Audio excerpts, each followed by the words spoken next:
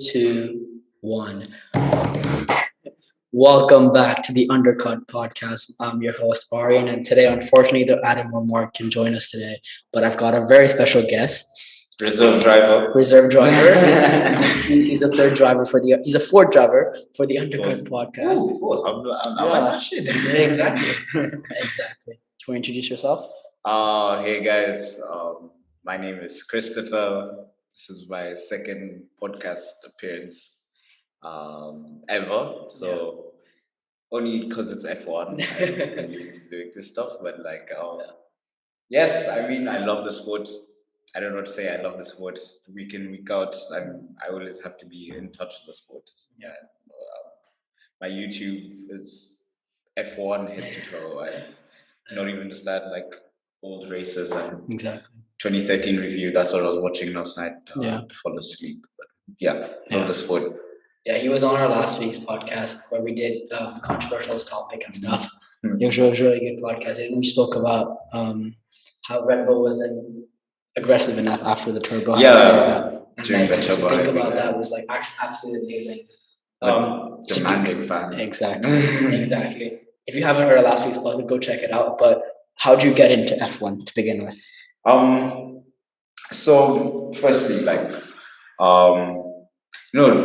2 days before I was born, obviously my dad, he decided to go watch an F1 race. It's legend. I want to do that. I so badly want to do that. Like my wife is just like crying out of pain. I'm like, wait, honey, I gotta go watch the F1 race right now.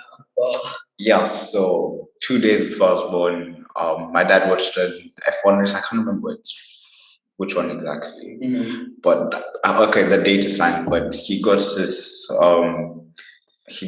He had a Ferrari jacket on, the old Marlboro Ferrari, Schumacher, Chantal, the era of Ferrari, and basically he was able to have it signed by Schumacher, and then when he came back, sort of like that was the theme in my room. When as a kid, when you have like one of those baby cribs, mine was always a car, just to start to. So that's it. That's it. Start. You're always connected with the sport. Yeah, with the sport in my dreams. In your dreams, you're just like driving an F1 car on Baku. Oh, here's a turn. Oh. But and that jacket was hanging in that room because it was kind of a way of my dad just special times, I guess. I've never really asked him why he had it, but from then on I've been into the sport courtesy of him. Then for some time really he got really busy with work and everything, but my brothers and I would I remember Sundays just watching races together, and that's when I kind of learned all the more technical stuff. So on the time was Vettel's dominance area. When he was just dominating, I just loved. It wasn't that he was like the Red Bull was such a good car at that time. It was the battle was still really good. It was just Vettel was such a good driver at that time. There was more fighting, I'd say. There was so much more fighting. I think what we've seen in this era, it's always just that 1 and 2 driver. Then was Weber had a shot at the title. Hamilton, McLaren, they were all right, but they had a chance though. Alonso with that 2012 car was still doing something with it, but I was more competitive. I think I hear this a lot about. It's a big discussion in F1 and a lot. Let's talk about it. Let's talk about it. Let's talk about it. Do you think? Okay, here's the question. Do you think that ever since the turbo-hyded era, ever since the Vettel dominance finished, the Red Bull 2014 magics, do you think that the racing has got worse or the talent just got better to level out the racing? I just think, I think we had this conversation before about if I look at Mercedes, when we're talking about dominance, we're talking about Mercedes. Yeah. We look at how Mercedes is run from top to bottom. They have the best engine department. Exactly. And if not the best aero, they have the second best aero. So I think the sport has been more rewarding to those who are more demanding, more innovative, and more I think Mercedes has really pushed that levels of innovation and everything and the support and everything. But I don't know. I'm still 50-50 on it. There's also the drivers. The drivers has been interesting. Too many paid drivers. Too many paid. I mean, I agree. Like Stroll, he's done well, but if you look at the Latifi, I feel like Stroll is like the poster boy of all paid drivers. That is like Mazepin and Latifi. Like Latifi has decent F2, F3. Maldonado. Technically paid driver. But like he had enough like formula history. Like he won F2, F3. Like Latifi won races in F2, F3. Mazepin, he was competitive. He was always at the front, but when he's at the front, he committed such like dangerous moves that no racer would. Mazepin is a whole. We're not getting into Mazepin. We're not getting into Mazepin. We've spoken enough. If you listen to any of our podcasts, the topic is Mazepin and how he's always so bad. But I mean, I don't have anything against the guy. Sometimes I think guys are like too hard on him. Like, we're a bit too hard. Like to be fair, he doesn't deserve all the hate. He has done some shady. He's been quite shady. He's been quite shady. Okay. Question. I know you're a Red Bull fan, and you're definitely not a Mercedes fan. I'm not a Mercedes. Do you think who is a better driver, Sergio Perez or Valtteri Bottas? Who's a better second driver, Sergio Perez or Valtteri Bottas? At the moment, right now, I would say no, not at the moment. I think in general. In general, I think I have to stop. Stop check. In my opinion, I think Perez is a better second driver. I mean, look at the way he uses those tires. Like, I don't want to just hold out there. Some crazy tire stats about him. It's not even from Spain. Crazy tire stats about him. The way he manages the tires. Checo has a talent. I think he's someone we could say, if you ask any who deserves to have a seat. He deserves to have the center trend. That's for sure. I find it so strange that at the end of last year, we didn't know where he was going. He won a race that season. He probably outdrove that race, even though the Racing Point is one of the best cars, I would say, and it was a copy of the Mercedes. To still drive that car to the way he was always there. He was always in and around. He was always fighting. Even he was always if Valtteri or Albon or Albon wasn't there. But if Max Lewis or Valtteri, one of them messed up, Sergio was the one. Sergio was the one that even if Lance Stroll wasn't even close by. Turkey, for example, he was right there. If you mess up, I will be there for you. And I find it surprising that F1 is such a industry. It's not like Sergio doesn't bring in sponsors. He brings in so much money Red Bull. Even he couldn't find a seat. I think it's interesting, how drivers get into seats. It's not as easy as we thought it would be. I didn't know that Perez's contract, because he did. I think the previous season he extended signed his a 3-year contract. He was supposed to be out of a contract in 2022. But there are always loopholes that you can. I didn't quite know that. Actually, that's something I was like. To be honest, as a Seb fan, I'm happy. As much as I love Checo, as much as I feel for her, as a Seb fan, I am so happy. I mean, Checo still got a seat. Checo still got a seat. Apart from Albon, it worked out for everyone but Albon. But I think at the moment, Bottas obviously has spent many years in that Mercedes car. He doesn't have to have, with all the drivers, all the new drivers and new teams. Always kind of talk about breaking into the car.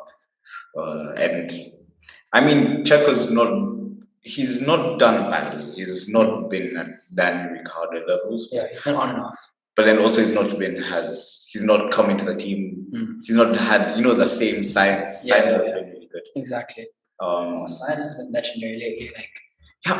He's outdrove that car to a limit. Do you think it should be science on the second seat of Red Bull? I think Helmut Marko. The thing with Helmut is he has a very I think Carlos Sainz leaving, how Pierre Gasly, he has to leave the Red Bull thing. Gasly because until with Helmut Marko, the thing is, if Perez does well and Max is never going up, if they both do substantially well, if they can fight with Mercedes for the title, which they are, and Gasly has Gasly has no chance. He will be stuck at AlphaTauri, which is why there's talks of him going to Alpine. there's talks to him maybe getting the Mercedes seat if he does really well this year. And I think he has to be like how Sainz. He probably, in my opinion, like people don't agree with me, but Sainz made the best decision going to was it Renault after he left? After he left AlphaTauri. He made the best decision leaving the Red Bull family because there are too many drivers there like Sainz, like Ricardo. You're not gonna get to see if Ricardo and Verstappen were still there. Like Ricardo. Okay, obviously, I think Ricardo is becoming a second driver at Red Bull. It's becoming very obvious. Yeah, for McLaren.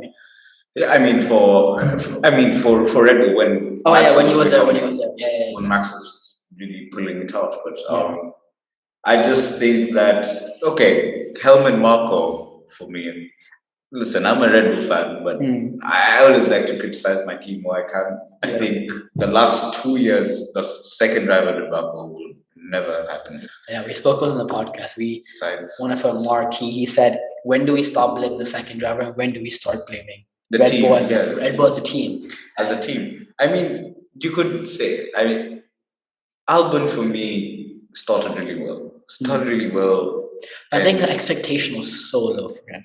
It was so low. He came into the seat performing where someone who crashed out in testing, crashed out in 2 races, one practice session, who had one decent race and then he got kicked the next one. So getting lapped also. Yeah, he's getting lapped as well. So the pressure for him wasn't very high. So I think that's one of the reasons he did really well. But when Gasly came in, he was replacing Ricardo. The big Ricardo, the one who's taken Red Bull, the win at Monaco, the win at Texas? I don't know Texas. Austin. I don't know if went to Austin, but the big Ricardo and you coming in on that and there's so much like pressure coming into it, but I think Alex had a lot more, but continue on. Yeah, but for me, I think there's a certain, sometimes, you need to humble yourselves down a bit to kind of, and I think that's something Helmut Marko could a bit borrow, because I think where Gasly ends up, I think if he's properly managed within the Red Bull team, I think it makes sense. But I think AlphaTauri and Red Bull are sort of different. I think AlphaTauri, if he decides to say AlphaTauri will be a strong team in 2022. Yeah. Because right now they're a very strong team. It's just the midfield has got so it's like I was thinking about this, and if you look at the gaps between Ricardo and as you look at the gaps between Perez and Max, it's less than 2/10, 3/10. Yeah. When last year Alex's and Max was like 8, 9/10. But right now 2 or 3/10 means 10 positions, not 1 or 2 positions. So packed up. It's so packed up in the middle. But I think that's another interesting bit. I think a lot of the new Formula One fans, I'd say, like when I talk to my friends back home, Kenya, I was really the guy who tried to bring F1. I was the one guy who was trying to market it. I was like, a couple of guys need to watch some F1, but they used to just watch the 2 teams and then Hamilton. Hamilton was always that, but then now I could see there's a big interest in the midfield. I think sometimes I see the Red Bull and when we just get Hamilton, Verstappen, Bottas. For me, I just prefer Hamilbot. Hamilbot. But I mean, How do you think Drive to Survive has changed people's opinions? Because I think about where I grew up I grew up in America. So F1 in America isn't big at all.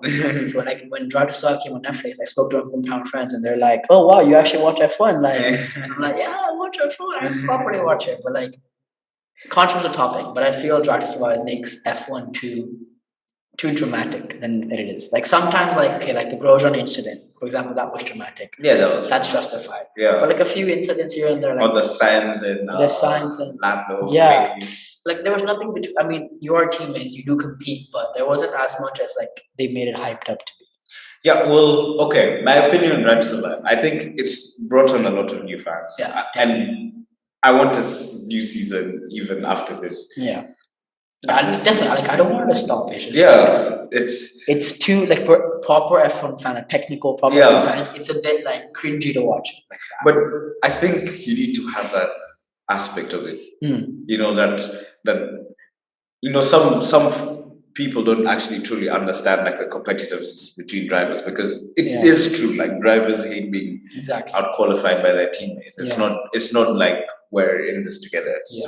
We've got individual cars, but we're also in it together. We're in it together, exactly. But also, as a more seasoned fan, we notice things that flag up, and it's like, that is not true. It's not true. Like, some things just don't make sense. Yeah. But maybe it's just the editing. I don't know. I think they have to make it that like everyone understands it. Like, there's some moments like when they talk about strategy and stuff. They have to like dumb it down so like people who don't watch F1 regularly, how we do, like Monaco strategy. For example, when they talk about the Spanish Grand Prix, when like Lewis pitting, like they can't use this like sophisticated terms about tire life and grading and stuff like that. They just have to say like his tires will be fresher and they gotta go on because the biggest audience for Drive to Survive is America, and they understand IndyCar, they understand NASCAR, and that's about it. I think what's more interesting, what's more catered towards like more seasoned. I don't know if you've seen like F1 TV. But they have like the tech analysis of the wishbone here. The fuser looks like this, and those are terms like we've come to understand. I think that makes more sense. But Drive to Survive, I actually really enjoy it. Like each season, I really enjoy it. Sometimes I just watch individual episodes. I watch like randomly. I go on Netflix. I'm like, what do I watch today? Drive to Survive. There it is. Like, I think the new season was like season 2 in my opinion wasn't that great.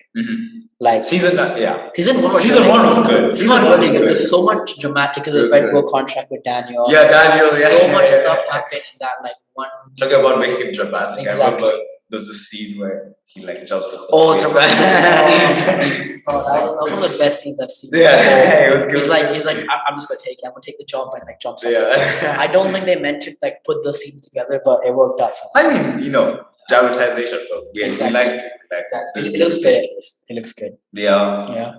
But I'd say, what did I want to see in Drive to Survive now? What's like one thing you want to say? If you have like one thing to change about it, like for me, it would be like making it a bit more like less fake dramatic. Like I get you need to make it for like TV appearances, but like talking like maybe a bit more about Formula One, like how the sport actually works. I think we need to see a lot more of the FIA. Yeah, I want to see that. I think especially this season with the track limits. And like, but that's why I don't know if you've seen how F1 they added the FIA to team. When Toto spoke about Mazepin. That was. I remember watching that. I was like watching with a few friends, and I'm like, whoa! It was Spain. Spain, It's heating up now.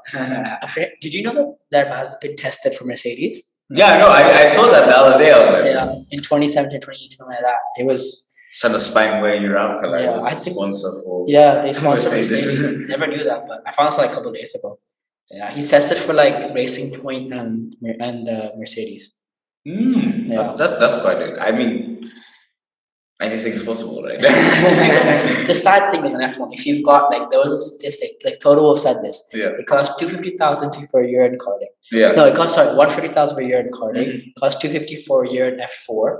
It costs around 5,000 for a season F2, $750 in a season F3, and like millions and millions of dollars for season F1. You know what I want to see more? I think with all this young talent in the sport, I think we've all quite enjoyed it, but I want to see more TV coverage. I want to see the subsidized, a subsidized form of, like pyramid, of F1, because to be fair, there's so many, you never know how many good drivers is passed by because of just the cost of racing itself. There's so many as much as I love the sport, it's like it's like me and you as uni students can't get into F1. If we're good, we can get signed, but like if I want to get into F1, it's not like tennis where I can buy a tennis racket and start playing, start training myself. But it's a very expensive sport, but that's what makes us unique. Like you have to be good at selling yourself as well. And I think that's, we all talk about, F1 being expensive and pay drivers, but we also forget that, Ocon lived in a trailer house. Yeah, exactly. I think those stories are good. I think there's this certain appeal about F1 being, like a rich man's sport. I mean, like Monaco looks like it. The way she just had like there are yachts everywhere, people watching the balcony. But see, Stroll took his photo. I saw that on Instagram. And I know 2 seasons ago, I think my brother went to Paul Ricard to watch it. He studied. Lance finished the race. got into a helicopter. Oh, that's interesting. I might go for like Monaco next year. I just want to like do that. I just want to go on the yacht and like watch it. That would be so cool. It's a pinnacle. I think one thing I'd really want to be in F1 is a team owner.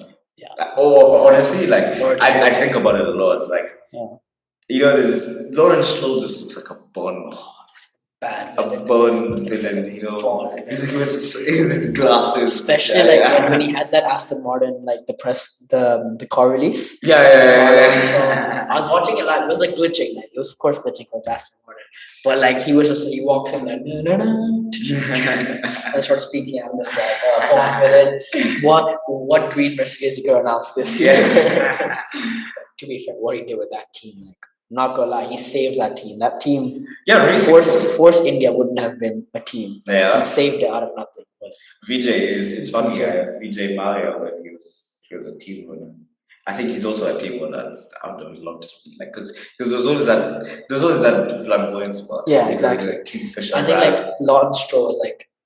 Is Vijay Malia, but at a calmer level. Yeah, in a calmer version. Yeah, he has the same amount of money, same everything, but like he's like more calmer, like thinks about his actions. Yeah, actions. Yeah. I really like, for me, being a team owner in F1. Yeah.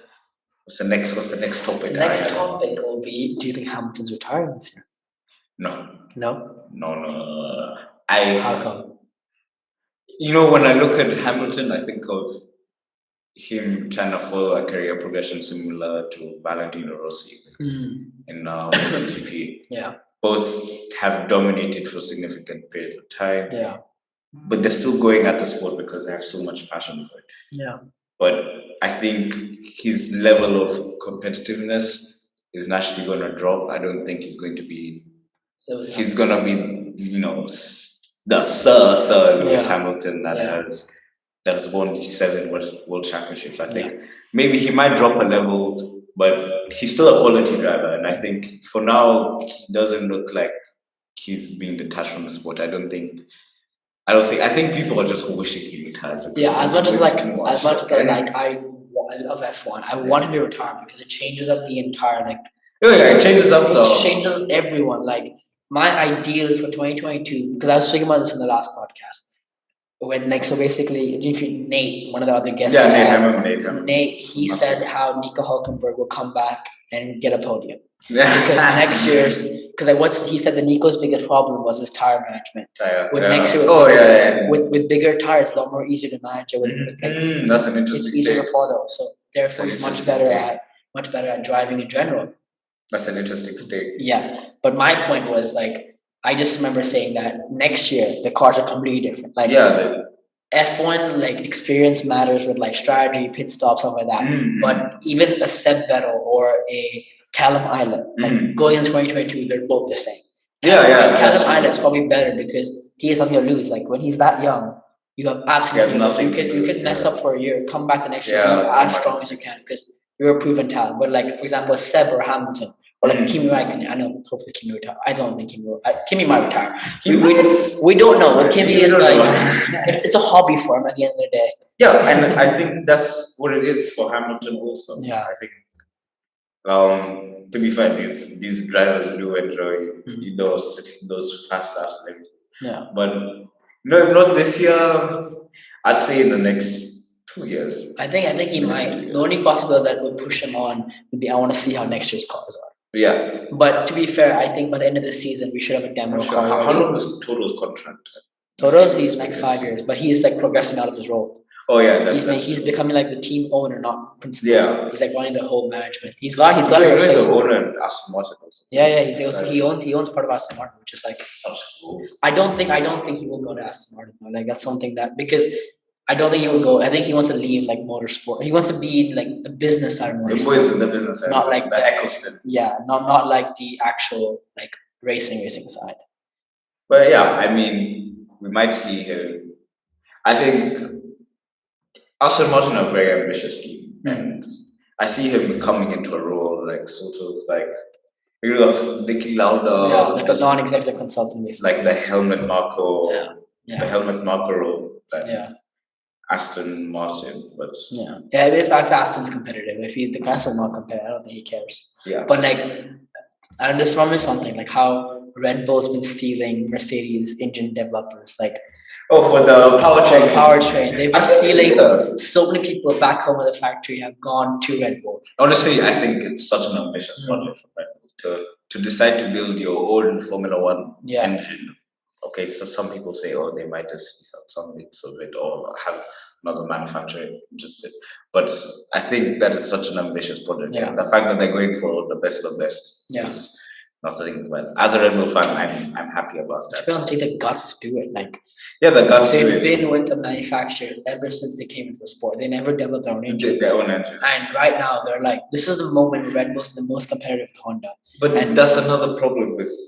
And another problem with F1 is that, the R&D cost of just developing an engine alone is so fucking high. Like, oh shit, can I curse? It's okay. Oh. It's been too late, isn't it now? We'll just bleep it out. But yeah. Like, it's so high that you're only going to have very few manufacturers involved. I think Red Bull is pretty much. They're manufacturers, but they're not very quick. I think they will be quick next year, but when the industry comes in. But like one of the things that like, just your sustainability. Mm-hmm. If a huge manufacturer in the world, like Honda produces like most of the cars in the world, they're such a big manufacturer. Yeah. They're massive like they're massive role model in the whole industry. Mm-hmm. If they can back out and be like F1 is not sustainable, what does that say about our sport? Like what does that say about how F1 engines are made? Like I get Mercedes with all the shit they're doing, everything they're doing, they have to make sure that F1's sustainable for the future. Like Formula E, for example, like Honda is more invested in Formula E than they are in Formula One, and they aren't even they are in Formula E, but they're not invested in Formula E. For me, I see it's just that we're moving towards a more, electric vehicle era, and the time Honda spends, in developing that, I think Formula E batteries and whatnot makes a lot more sense to them for the future because they're picking up all this knowledge and everything. But I'd say, but I don't know if it's about the sustainability. Honda came out and said that F1 was sustainable enough for this day because they want to be carbon neutral by 2025. Carbon neutral. And F1 isn't going to be carbon neutral 2030, I think. But also, I just want F1 to be Formula E. I don't think it'll be Formula E because I don't want it to be Formula E. I think there's a way to make it more sustainable. Yeah, with the fuels. Yeah, with the fuels and the way the engine's produced. Like with the cost cap coming in, one of the reasons was that people spend less money on like traveling on the world, traveling this thing, and true. We travel like the sport travels. The carbon footprint and whatnot. The effort we leave on the entire like environment is so big. Yeah. Okay. Yeah, that's true. Yeah. That's true. I see that bit. I see that bit. I don't know the way that sports evolves. If you think about it, it's like. It's very interesting, but somehow we still get racing. It's still very good racing. Entertained. Yeah. So I'm not like one of those petrol heads. Yeah, exactly. No, bring back the fucking V12s. It reminds me of that scene in Cars, like Cars 2, if you've seen the what's it called, the Pixar movie, Cars 2. Yeah, Cars. Where they have like those like artificial like sand cars. Like, it's just really cool to think about. But back to racing. What do you think? If say Hamilton, you say Hamilton's not retiring. I think he stays for 2 seasons. Okay. George or Valtteri? What do you think Toto's gonna do? Valtteri for me already looks like he's 1 foot out of the team. Yeah. If you ask me, I feel so bad for him though. Like especially last week what happened to him. It wasn't even his fault. He was about to win. It wasn't his fault. Or like compete for the win. I think he's just been cursed at this point. No, I think just like in anything in life, when you have your opportunities, you must take them, especially when you're racing Hamilton. Yeah. Valtteri, I think, was 2 seasons ago where he had a very good start to the season. Yeah. Very good start to the season. And 2019, I know 2018, he got team wonders in Russia. But that was a weird season. That was a weird season, to be honest. 2018 was actually a very good season. It was a very good season. It was just like so fun to watch because I wasn't that a big massive F1 fan at that point. So me, I'm just like watching it like one race, one other race. It's so fun to watch like a team dynamic and stuff. But carry on. But what was I? So easy to get distracted in podcast. I feel like you can talk about legit talk about anything. It's a good conversation. But exactly. Lewis George I think Valtteri is halfway out of the team. I think you can even see in the team itself. Like there's this picture I saw, like when Hamilton qualified. Hamilton's a pole. When Hamilton's a pole. Yeah. When Hamilton's a pole versus when Valtteri is. Yeah.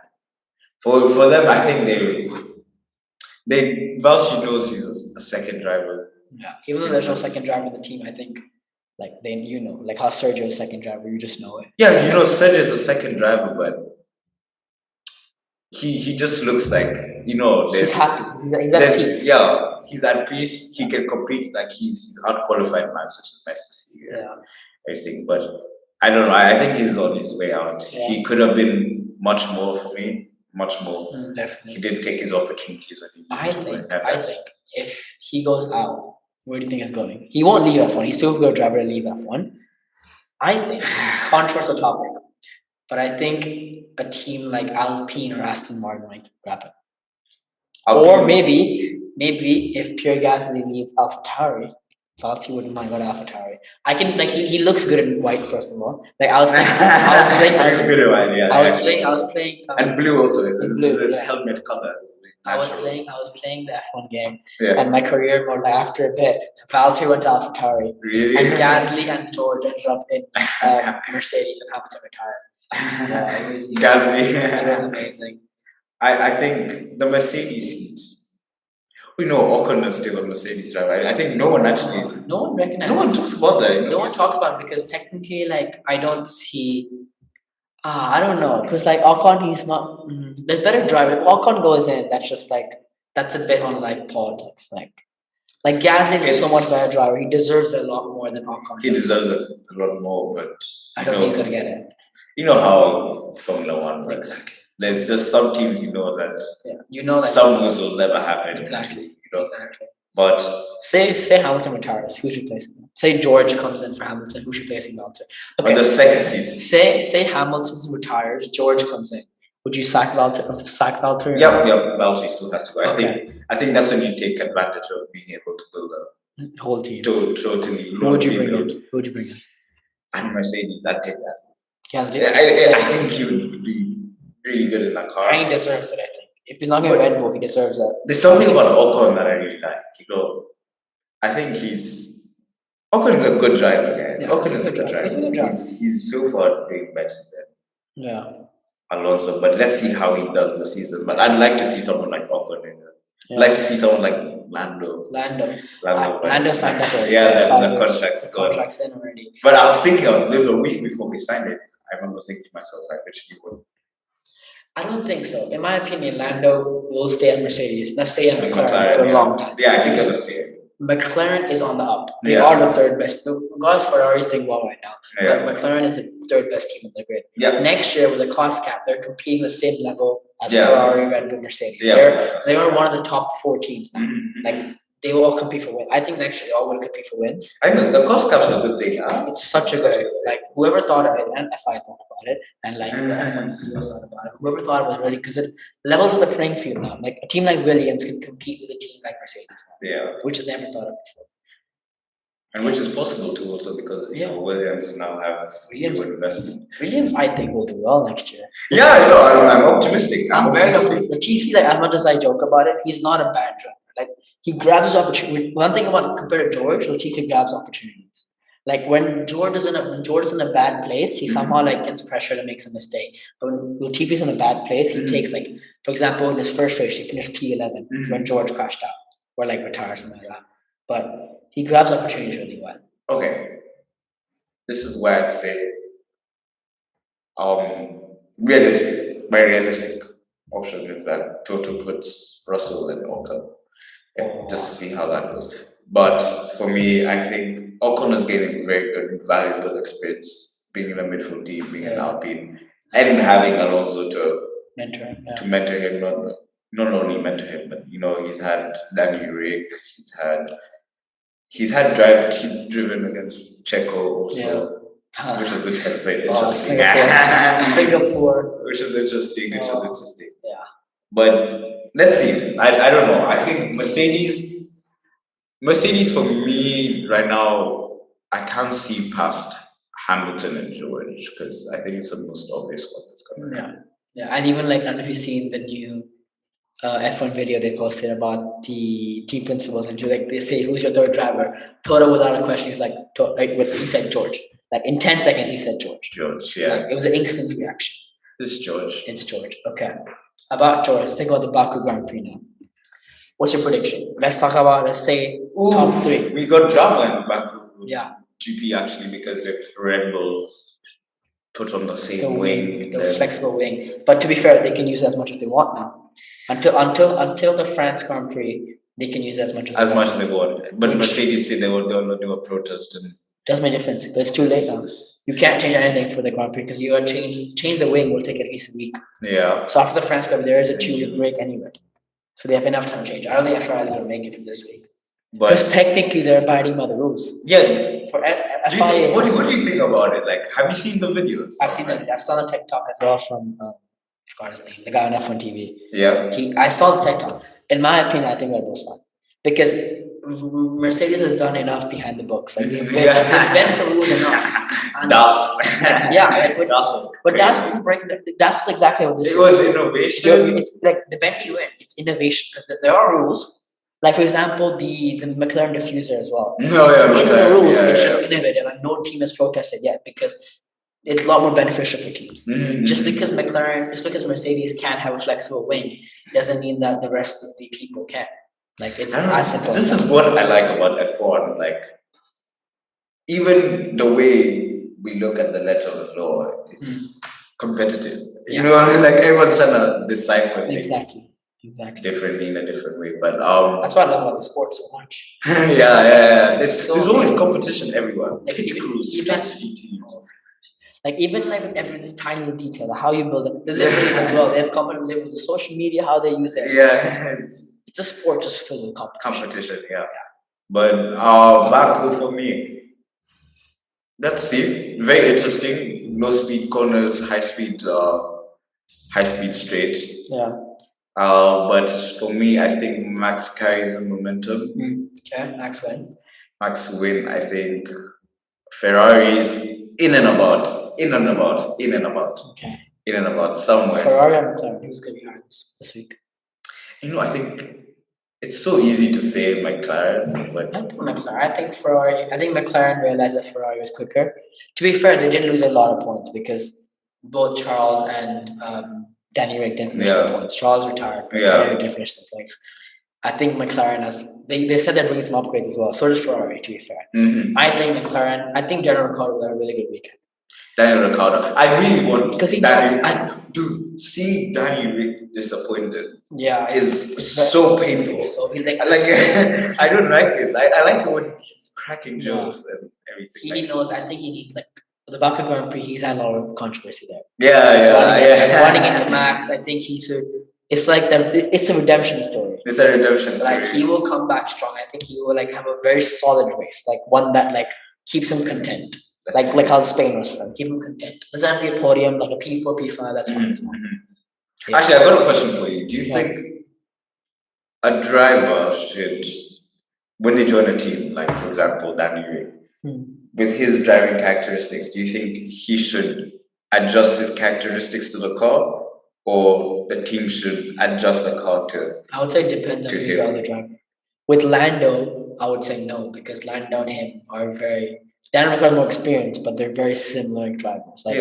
Probably out of 100, I would give Danny a 92. I'll give Lando 88 just because he's young. Mm-hmm. But they're very close, if you see what I mean. I think a driver needs to adjust. Until, for example, when Charles came to Ferrari, Charles knew he could be there for 5 fights. Yeah. He immediately knew it. Yeah. So he could change the car. But a driver like Danny Rick, driver like Science, driver like, who else changed this year? Seb. But Seb, I think, is a long-term solution. Like Sergio, for example, they all know that I'm only here for 1 or 2 years. That's the minimum I'm here for. I have to be for 1 year. I don't think they'll change the car. So you think they should be able to? I think drivers, which is why Science is such a good move of switching around. Science has been such a good driver at Because switching teams. He switched so many teams. So for him, adjusting to a car is like the easiest thing. And he actually, like, when he switches teams, he switches the driving style. Locations also. Changes location, the he driving likes styles. Being at the factory a lot more. Yeah. A lot. I don't know. Maybe we need to see that more from Danny Rick. Like, it's so hard to criticize the guy. He's such a good driver. Like last season at Renault, he was the top I've seen Danny Rick. Yeah. And as much as I hate to say it, yeah. What's his name? What's the Renault team principal? The Formonta Cyril. As much as Cyril said it in the Drive to Survive, Danny Rick is making the biggest mistake of his life. Leaving Renault. He said that in that thing, and this was just like I thought it was I thought he was like I thought he was bullshitting at first, but he might have been foreshadowing. I don't think he made a mistake because my car is a lot faster. He just needs to adjust the car a lot quicker. My issue with Renault is that Renault talked so big under Cyril. They talked so big. We're like, remember that episode? One again, Max Drive Survive. I'm not one of those Drive Survive fans. Well, you watch a lot. Yeah. Not even sad stories. Notable moment was when Cyril was like off to Christian, like, you know, driver and engine. We got your driver. We got had big plans, and I think the first season with Ricardo wasn't good. No. Not good. He just from the first race. Not good. This is first came off. The first race was incredible to watch. I thought it was Nico when I was watching it. I'm like, no, Nico, and I'm like, oh wait, it says, oh shit, oh no, it's Ricardo, and it was just bad. But okay, what do you think? Max win. Who's number 2 on the podium? Boring choice, but I think it's how it's gonna happen. Hamilton's gonna be second. And third. Checo Perez. Yeah, I would agree. Checo Perez. I think I would go Max, Hamilton, Checo, Valtteri, and then Ricardo. No, I think Leclerc and Norris. That's my top. Whatever the 8. For me, after Checo, so Max, Hamilton, Checo, Norris. Okay, P4. Norris, Sainz, Bottas. 6, okay. Well, it's not like Bottas just decided to lose some clothes when I was watching Netflix. Come on, man. After that, exactly. But I don't know. I think Leclerc goes for himself. Leclerc, Ricardo. I'll give him a points finish to be fair. I think a point last positions. Yeah, a points finish will be good for him. I think Ricardo. I'm gonna say controversial statement. I think Gaz is gonna be up there. I think Gasly will fight with Norris, Ricardo, Sainz, and Leclerc. Yeah, he's always in and around. I think he will qualify P6 and finish P6. Bold prediction. And I think Latifi will beat Kimi Raikkonen. Bold predictions. AlphaTauri is so quick in Monaco. They've been the Ferrari's cars this year, apart from Haas, of course, are very, very quick, to be honest. But Haas has been pretty decent, to be honest. Like, I'm not gonna Alfa Romeo. I was like, what are you? Haas has been horrible. Alfa Romeo. Said that the American side of this. Yeah, I'm like, no. as much as I'm American, I don't like Haas. I don't believe Haas is an American team. But anyway, you think we're gonna wrap this up? Yeah. You think Max? I think all the World Championship drivers with a World Championship will finish in the top 10. Okay. I think it's bound to happen. We've been waiting for it to happen. Exactly. And then, do you think it'll be a big crash or no? A big crash. Big crash in the midfield. Okay. I think Gasly takes out. Oh. Gasly takes out who? Go on. Just trying to make it as salty as possible. Yeah. Gasly takes out Bottas. That's interesting. I want Yuki to take out Bottas. Yuki? I think Yuki would be like a perfect driver if you need him to fucking crash himself. Yeah, you're the best one. But he's in my fucking way. Yeah. Fucking Exactly. F-bomb guy. But exactly. So you think Verstappen to win? Verstappen to win. I want him to win. Adam has recorded a short message to say what he thinks the Baku Grand Prix winner will be. I'm pretty sure he's going to say Verstappen because he's a Red Bull fan. Yeah. Adam, take it away. Hi, everyone. It's Adam. Sorry I couldn't be on the podcast this week. I'm sure you missed me. My predictions for the Baku Grand Prix in a week are, I think that Valtteri Bottas will win the race.